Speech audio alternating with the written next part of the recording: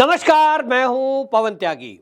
महाराष्ट्र से बड़ी खबर आ रही है और खबर यह है कि अजीत पवार जो कि एनसीपी के नेता हैं और शरद पवार के भतीजे हैं, बड़े कद्दावर नेता कहे जाते हैं, अब किसी भी दिन किसी भी पल वो भारतीय जनता पार्टी ज्वाइन कर सकते हैं। असल में आपने पहले भी ये अफवाहें सुनी होंगी कि अजीत पवार जो है अचानक से गायब हो गए, नॉट रीचेबल हो गए, फोन नहीं मिल रहा है और उस समय भी कयास लगाए जा रहे थे कि आखिरकार वो गए कहां।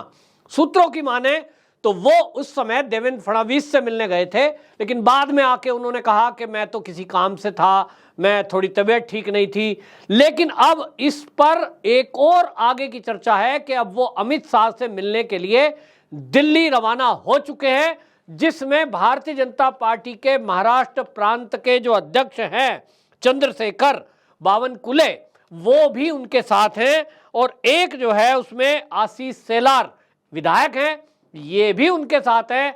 और कहा जा रहा है कि ये अजीत पवार अकेले नहीं हैं, मिलने के लिए अमित शाह से अजीत पवार जरूर अकेले आ रहे हैं, लेकिन उनके साथ कई विधायक एनसीपी के बीजेपी ज्वाइन करेंगे।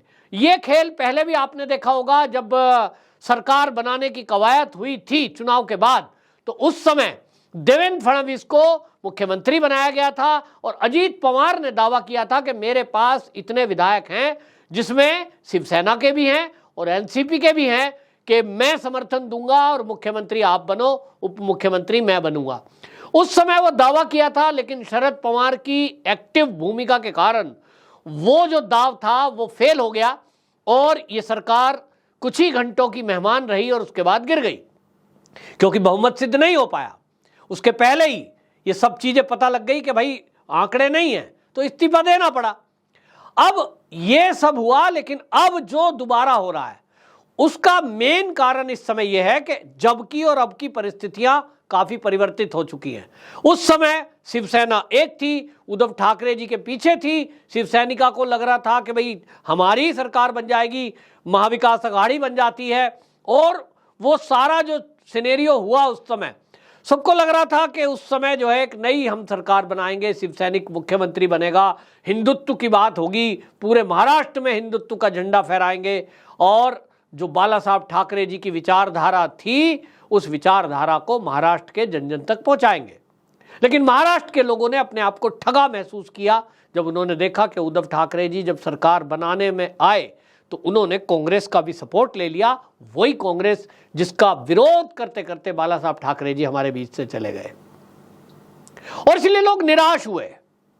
लेकिन अब पाला पलट चुका, जो असली शिवसैनिक थे वो असली शिवसैनिक के साथ, असली बाला साहब ठाकरे जी के शिष्य के साथ, एक तरफ बेटा है, नो डाउट बाला साहब जी का बेटा तो उद्धव ठाकरे जी है, वो बेटा है, लेकिन जो चेला है, जो शिष्य है बाला साहब जी का असली, बेटा शिष्य बन सके वो जरूरी नहीं है। शिष्य बनने के लिए गुरु के पद चिन्हों पर चलना पड़ता है, उनकी शर्तों को मानना पड़ता है। वो शर्त तो उद्धव जी ने मानी नहीं, कांग्रेस के साथ समझौता कर दिया, हिंदुत्व का मुद्दा छोड़ दिया, पालघर के साधुओं की हत्या के केस पर कुछ नहीं किया। लेकिन इधर आप देखिए कि एक तरफ एकनाथ शिंदे आते ही पालघर की साधुओं की हत्या पर सीबीआई को केस दिया, आते ही हिंदुत्व की बात की, गोविंदाओं को कुछ इनाम देने की बात की, और सब हिंदू त्योहारों को आराम से मनाने की बात हुई। तो भाई सबने देखा इसीलिए बंटवारा हो गया, शिवसेना के दो टुकड़े हो गए। असली शिवसेना धनुष तीर मिल गया एकनाथ जी को। अब एकनाथ शिंदे जी के साथ सब लोग खड़े हो गए, बचे कुछ एक दो चापलूस चाटुकार बचे हैं उधर उद्धव जी के साथ, वो भी अब क्या करेंगे, नहीं भी आएंगे तो भी कुछ नहीं कर पाएंगे। तो अब एनसीपी को निर्णय करना है कि करना क्या है। अब एनसीपी में जो अजीत पवार हैं, इनको लग गया कि एक तो यह है कि एनसीपी में चाचा जी के पीछे पीछे चलते रहें, तो चाचा जी का विचार उन्होंने भांप लिया है कि जो चाचा जी शरद पवार हैं वो तो पार्टी में पार्टी की कमान आगे अपने बाद सुप्रिया सुले को देंगे, बेटी है, एक है भतीजा। अब आप यहां देखिए खेल शिवसेना में भी यही हुआ। बाला साहब ठाकरे जी के रहते रहते जब ये डिसीजन करना था कि पार्टी की कमान आगे किसको दी जाएगी, एक तरफ था बेटा और एक तरफ था भतीजा। बेटा उद्धव ठाकरे, बेशक शिव सैनिकों के बीच में उस तरह की गर्जना, उस तरह का काम नहीं था जैसा राज ठाकरे जी का था, लेकिन निर्णय क्या हुआ? पुत्र मोह बहुत बड़ी चीज होती है और मोह ही बड़ी चीज होती है, पुत्र हो या पुत्री। निर्णय हुआ कि पार्टी की कमान उद्धव ठाकरे जी को दी जाएगी। अगर यह थोड़ा सा उलट होता कि राज ठाकरे जी को दी जाती तो आज शिवसेना कुछ और होती, लेकिन वो पावर भतीजे को नहीं मिली, मोह के कारण बेटे को मिली और पार्टी आज जो सामने है वो हमारे सामने है। अब इसी तरह एनसीपी का भी भविष्य तय होना है। एक तरफ है शरद पवार जी के सामने बेटी और एक तरफ है शरद पवार जी के सामने भतीजा। तो ऐसा तो नहीं है कि शरद पवार जी मोह से ऊपर हैं, लोभ मोह काम क्रोध अहंकार सब त्याग चुके हैं और इसलिए वो महात्मा नहीं है, ना वो बनेंगे। बहुत बड़ी विरासत है साहब एनसीपी की और इसलिए उन्होंने तय कर लिया है कि वो अपने बाद अपनी विरासत अपनी बेटी को सौंपेंगे। भतीजा कितना ही काबिल हो, कैसा ही एनसीपी के विचार पे चलने वाला हो, कैसा ही दबंग हो, कैसा ही उनका साथ देने वाला हो, बेटी को सौंपेंगे। और इसलिए भतीजा ये सही निर्णय कर रहा है समय रहते, क्योंकि इसके बाद समय नहीं मिलेगा। 2024 का चुनाव जैसे ही घोषणा होगी उसके बाद अगर आए तो स्वार्थ माना जाएगा और अभी बीएमसी का चुनाव आ रहा है जो बड़ा महत्वपूर्ण है और इसलिए निर्णय करना है कि आपको अपनी जिंदगी अपने तरीके से जीनी है या फिर लाइन में खड़े रहना है गुलामों की तरह। तो अजीत पवार ने शायद तय कर लिया है कि चाचा जी के पीछे नहीं खड़ा होऊंगा, अब मैं बड़ा हो गया, अब मैं समझदार हो गया, अब मैं अपने पैरों पर चल सकता हूं। एनसीपी का विस्तार करना जरूरी है, पुरानी पार्टी हो गई है तो ठीक है, चाचा जी एक पार्टी चलाएं एनसीपी, दूसरी पार्टी भतीजा चलाएगा। अब इनका भी हाल शिवसेना की तरह होने वाला है। अगर विधायक टूटकर ज्यादा आ जाते हैं अजीत पवार जी के साथ, जिसकी संभावना है, तो केस वही बनेगा कि असली एनसीपी कौन।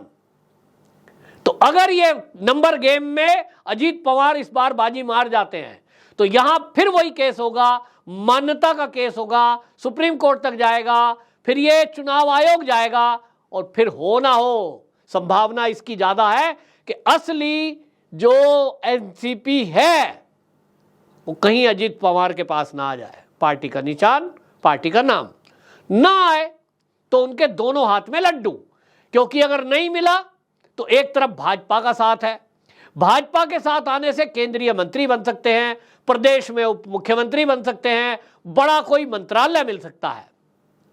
और इसीलिए आपको बता दूं दोनों हाथ में लड्डू हैं कि भाजपा के साथ गए एनसीपी छूटी भी 2, 4, 10 विधायक आ गए तो भी उनकी वैल्यू बनी रहेगी, वो अकेले भी आ जाए तो भी बीजेपी में उनकी वैल्यू बनी रहेगी, क्योंकि बड़े कद्दावर नेता है, नाम ही काफी है। एनसीपी का कोई इतना बड़ा नेता जो शरद पवार जी का भतीजा है, जिसकी ताकत से सत्ता तक में वो रहे, वैसा आदमी अगर टूटकर भाजपा के साथ आ जाए तो जबान कुछ नहीं है बताने के लिए, बात कुछ नहीं बचेगी। पूछेंगे लोग आपका भतीजा ही आपको छोड़ गया, क्या कारण था? तो कारण तो बताएंगे, जैसे मैंने बताया एकनाथ शिंदे जी का, उन्होंने बताया जनता को कि भाई उद्धव ठाकरे जी के साथ में था, पूरी ईमानदारी से था, लेकिन उन्होंने विचारधारा ही छोड़ दी।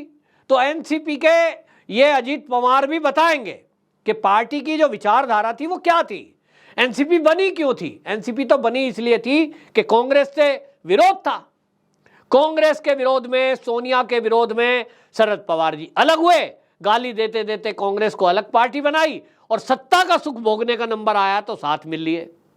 अभी जो है फिर क्या हो रहा है, 2024 की तैयारी चल रही है चुनाव की। इस चुनाव की तैयारी में भी शरद पवार जी भले ही मीटिंग दिल्ली में कर रहे हैं, लेकिन अब जो हालात बनते दिखाई दे रहे हैं उसमें आगे बढ़ता हुआ नेता कौन दिख रहा है? राहुल गांधी। और राहुल गांधी के पीछे खड़े हुए दिखाई दे रहे हैं चाचा जी, क्योंकि उनके पास तो ताकत है नहीं, नेशनल पार्टी अब रही नहीं। तो भाई हालात बदल चुके हैं, नेशनल पार्टी नहीं रही तो आपका अस्तित्व ही नहीं है और इसलिए लाइन में पीछे खड़े होंगे। तो अजीत पवार को दो निर्णय करना था, या तो चाचा जी के पीछे लाइन में खड़े हो तो तीसरा नंबर है, पहला सबसे आगे शरद पवार, उनके पीछे सुप्रिया सुले और उनके पीछे अजीत पवार, या एक बिल्कुल फ्रंट फेस पे आ जाओ, सबसे आगे आप खुद एक अपनी पार्टी। हो सकता है एनसीपी आपको मिल जाए, हो सकता है ना मिले, लेकिन इतना तय है कि आप भी एकनाथ शिंदे की तरह पावर में होंगे। और यह भी संभावना है कि अगर विधायक ज्यादा टूटकर आए तो आप देखना कि एक और डिप्टी सीएम महाराष्ट्र को मिल सकता है, और वो हो सकते हैं अजीत पवार। यह बीएमसी चुनाव के पहले हो सकता है, और इसी कड़ी में दिल्ली में मंथन चल रहा है, और अब जल्द ही आपको सुनने को यह खबर मिलेगी। हां, जैसा मैंने कहा कि ये बड़ा तहलका मचने वाला है महाराष्ट्र की राजनीति में। बीएमसी में बीजेपी ने 200 सीटें लेने का लक्ष्य रखा है, और इस लक्ष्य की पूर्ति के लिए अजीत पवार बहुत बड़ी दूर की इनके पास तुरुप की एक कहते इक्का वो साबित होगा। एकनाथ शिंदे जी पहले से साथ में हैं, राज ठाकरे जी के भी साथ आने की संभावना है। तो निश्चित जानिए कि महाराष्ट्र की राजनीति में अगले कुछ घंटों में आपको उथल पुथल दिखाई देगी, और एक बड़ी सूचना आपको कुछ ही घंटों में मिलने वाली है। वंदे मातरम।